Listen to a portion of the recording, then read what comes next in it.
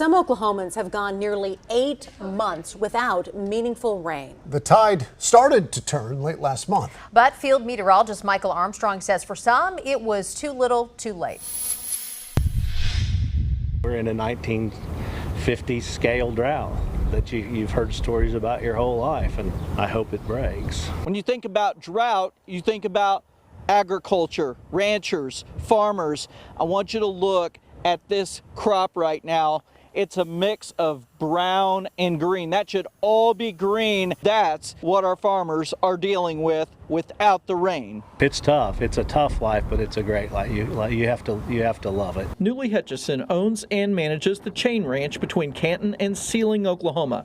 His great-grandfather homesteaded there in 1893, so this isn't his first rodeo, but that doesn't make things any easier. I'm 49 years old, and it's as bad as I've ever seen it. The persistent drought is taking a heavy toll. You saw the fields, they're dying right in front of our eyes, and there's just not enough time to work cattle to properly graze it off.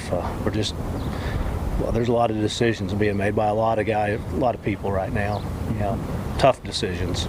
One of the best defenses against drought, center pivots, but they are costly. 130 acres under pivot will cost roughly $250,000. Okay.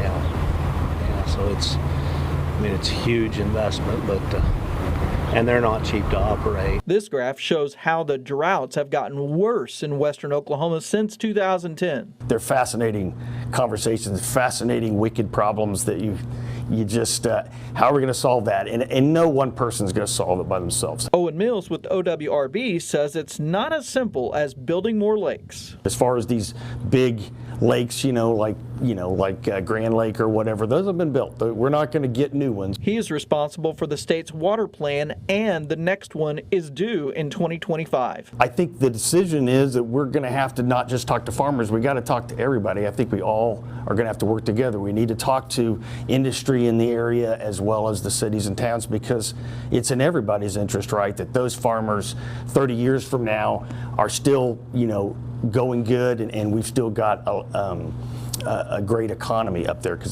that's where a lot of our agricultural production is. Meanwhile, Newley says he relies on prayer, faith, and hard work, and he hasn't lost hope. Even with the drought, I wouldn't trade it. It'll rain.